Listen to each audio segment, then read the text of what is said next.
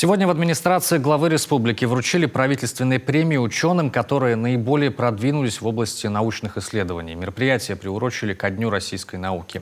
В числе перспективных разработок – материалы для защиты от коррозии, развития сельского хозяйства в арктических территориях и способы повышения физической выносливости человека. Что предлагает наука жителям Коми, выяснил Павел Королев. В зале главные светила региона – те, кто двигает фундаментальную и прикладную науку. Умудренные опытом ученые – те, кто только делает первые шаги в исследовательской работе. Студентка Лариса Карлова кропотливо изучала свойства твердых керамических структур, которые широко применяются в радиоэлектронике. Лариса – единственная студентка, работу которой отметили на уровне правительства Коми. Данные структуры интересуют ученых тем, что имеют набор различных физических свойств, например, которые хороши были бы для производства микросхем энергонезависимой памяти. Больше в радиоэлектронике и физике они были бы применимы, но наши исследования все-таки больше фундаментальный характер носят. Мы выявляем зависимость свойств от состава и структуры.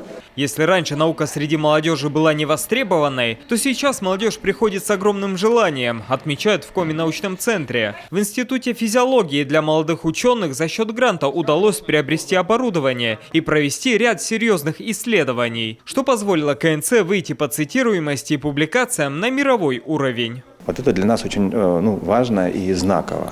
По сути дела, это большое достижение научное. Оно потянуло не только оборудование, но и публикации. То есть есть перечень журналов, и когда ты публикуешься в первых 25%, то есть самых цитируемых, это называется Q1. У нас даже министерство ставит вопрос, тут такой не план, но сколько будет публикаций Q1, вот это мировой уровень. Вот и сегодня в зале большинство представителей Коми научного центра. Недаром Министерство науки России относит КНЦ к первой категории по результативности работы. А теперь работу центра высоко оценило и правительство региона. Для нас, для ученых, очень важна позиция руководства Республики Коми. И вот поддержка в виде таких грантов, таких премий, она нам как компас, который позволяет судить о том, что мы движемся в верном направлении, и наши исследования нужны и востребованы в регионе. Ученые Коми обещают держать высокую планку, а правительство Коми, в свою очередь, будет и дальше поощрять исследовательскую деятельность. Павел Королев, Олег Юшков, телеканал Юрган, Сыктывкар.